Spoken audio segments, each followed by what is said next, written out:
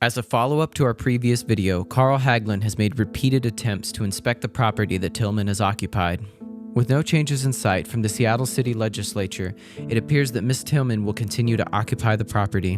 What makes this story particularly disappointing is that the 7-unit housing complex is scheduled to be donated to the Weld nonprofit, an organization dedicated to providing housing to recently released incarcerated citizens. Unfortunately, the donation of this home to Weld is on hold while Ms. Tillman continues to hold the landlord and the city hostage. As a result, 7 homeless families in Seattle will remain homeless while he continues to fight to evict her. This gentleman is at the property to conduct a city-mandated inspection. The tenant refuses to let him in the unit, despite having the legally required notice.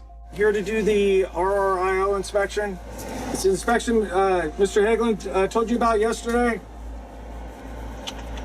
I need to do the inspection for the RRIO. Well, and then you're we not need a city inspector, and actually, I'm licensed by the city. well, you're not a city employee, and you didn't.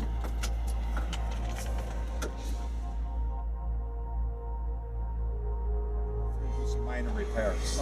And I think what I might do is, we actually went to the city and said, we got this abusive tenant. We really want to donate this to a charity that's going to provide interim housing to guys getting out of jail, want to live clean and sober lives. And she basically frustrated the thing, because obviously they can't move guys in there with that woman like that. Have you gone through so have they told you before the eviction process? The challenge is if you try to evict these people, the judges will immediately order a show cause. Then you're looking at a full-blown trial. And then now the courts have put this stuff on stay. And then now this is when she became extra violent. She assaulted and battered 3 of us one day. I ended up with a torn hamstring on crutches for a week, and they never charged her. It's a We need to enter, whatever, The problem we're going to run into, especially once you get towards the eviction side of things, is we actually have no enforcement authority. That's more. Since we last left off, an insurance company has required a follow-up inspection to ensure that the back-ordered work logs, repairs, maintenance, and safety of the unit are up to code. Let me call my sergeant real quick. Explain to him what's happening. Yeah. I can't just open up the door and let you go in there, because she does occupy that space. That is considered basically for us is she is a tenant at this point, right? And you said, sounds like to her, she said she's been. Even though the property management company has given suitable notice to enter the premises, Seattle police officers are holding Carl back.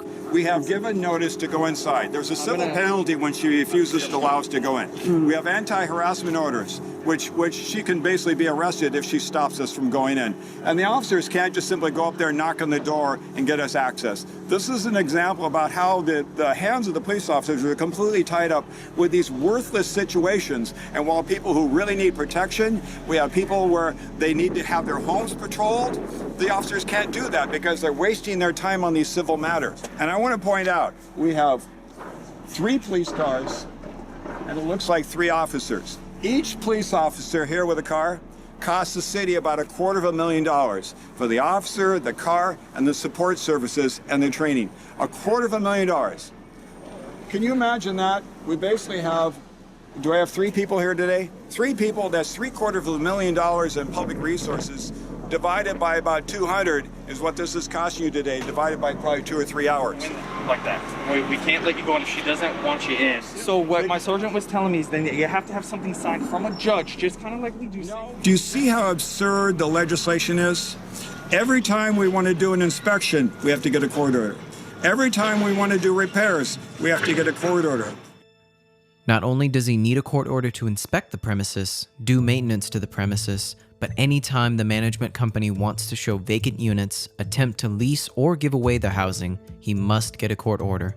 Carl has now returned to the court system in order to gain access, so he can attempt to give away the housing back to the homeless.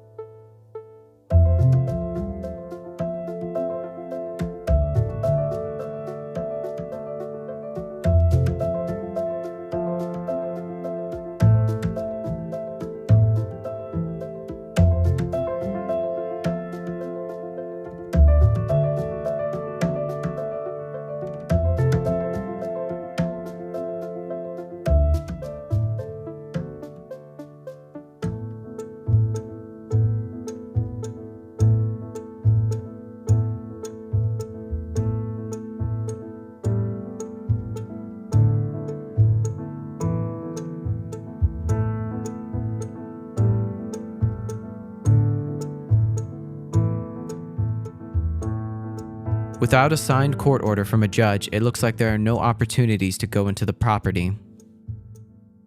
Today's documentation example is just one of many that Seattle property managers routinely experience with abusive tenants. Without a call to change from Seattle citizens, tenants like this will continue to abuse the system.